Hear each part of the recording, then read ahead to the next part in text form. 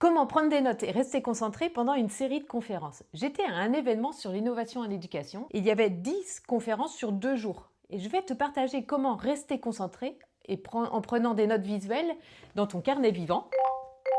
Et donc cette vidéo est en 3 parties. Premièrement, comment préparer la prise de notes. Je te propose également un gabarit pour t'aider à démarrer et je te partage mon carnet réalisé sur place pour t'inspirer. Pense à télécharger ton bonus pour démarrer ton carnet vivant simplement. Le lien est en description et dans le premier commentaire. Je dois avouer que dans ma tête, ça part un peu dans tous les sens. Et en fait, vu que j'ai une idée qui en appelle une autre, qui me fait penser encore à autre chose, je peux avoir du mal à me concentrer et à rester focus sur ce que l'intervenant est en train de dire. Et si je n'ai pas de système pour ancrer tout ça, eh bien je perds le fil de mes informations. Donc, si je ne dessine pas, je sors d'une conférence avec le sentiment d'avoir entendu du contenu, mais pas vraiment retenu quoi que ce soit. Donc ça fait donc plusieurs années que le carnet vivant est mon outil de travail. Et aujourd'hui, je te partage comment faire de la préparation jusqu'aux planches dessinées. J'étais au congrès Innovation en éducation organisé par Julien Perron. C'est un rendez-vous qui réunit enseignants, parents et professionnels autour des nouvelles découvertes en éducation. Donc c'était la 7e édition cette année à Nîmes. Il y avait 10 conférences, 14 ateliers, plus de 800 personnes présentes sur place. Donc c'était 2 journées hyper denses, intenses, avec où les présentations en fait s'enchaînent.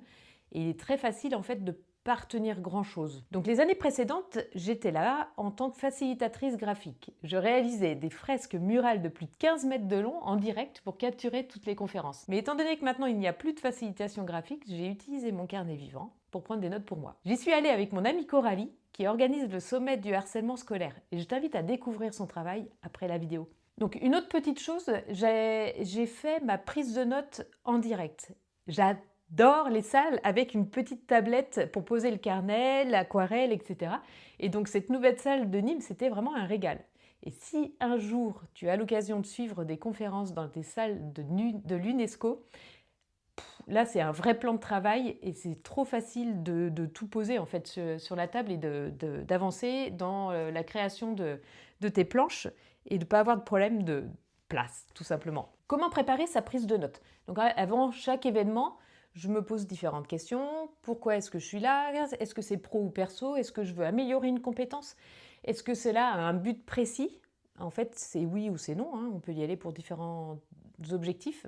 Et c'est OK. Et est-ce qu'on y est à plusieurs? Parce qu'on peut aussi se répartir la prise de notes. Donc je prends connaissance du programme, des thématiques abordées, je priorise les intervenants que je veux absolument entendre, et puis je me demande ce que j'aimerais apprendre. Et en fait, ça me permet de rester généraliste ou spécifique dans ma prise de notes.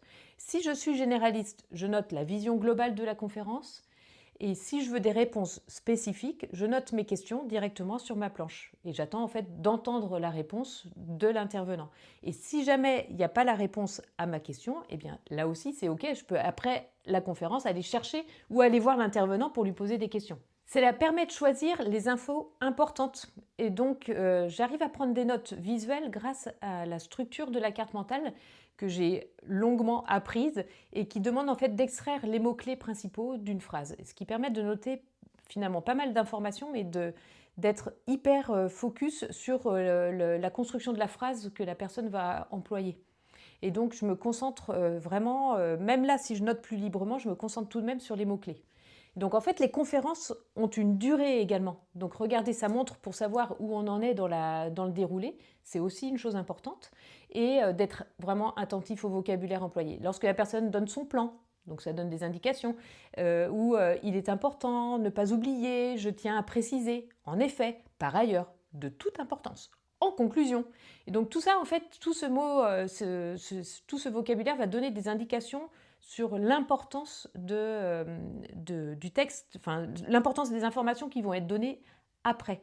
Donc ça doit être un peu comme des alertes qui nous disent bon, ah là, ça c'est important de le noter. Quand on est sur une carte généraliste, par contre, si on est sur une planche qui doit répondre à des questions spécifiques, eh bien, comme je le disais précédemment, on note nos questions et puis on attend d'entendre quelque chose qui peut nous aider à comprendre et à répondre à ces fameuses questions.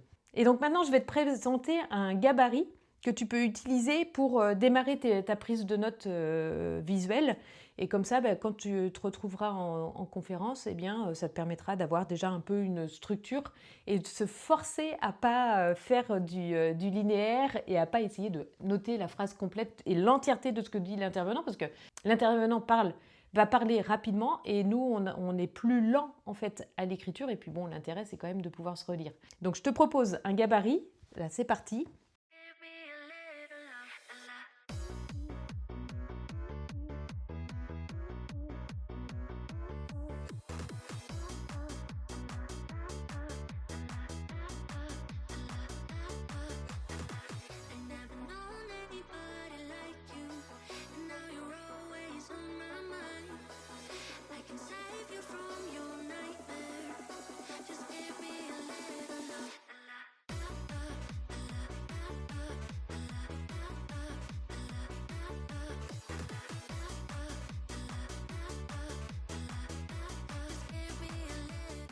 Et maintenant, je vais te partager les notes que j'ai prises pendant l'événement. Et tu peux en profiter pour analyser un petit peu la structure que j'ai employée. Je ne vais pas te parler du contenu, je te laisse le découvrir en faisant peut-être des pauses sur la vidéo, parce que sinon, je pense que ça aurait été peut-être un petit peu long et certainement ennuyeux. Donc, je te partage voilà, tout mon carnet et les différentes prises de notes que j'ai pu faire pendant l'événement. Et dis-moi en commentaire si tu vas tester le gabarit et si tu souhaites que j'aborde d'autres thématiques dans mes prochaines vidéos. Et pense à télécharger ton bonus pour démarrer ton carnet vivant simplement.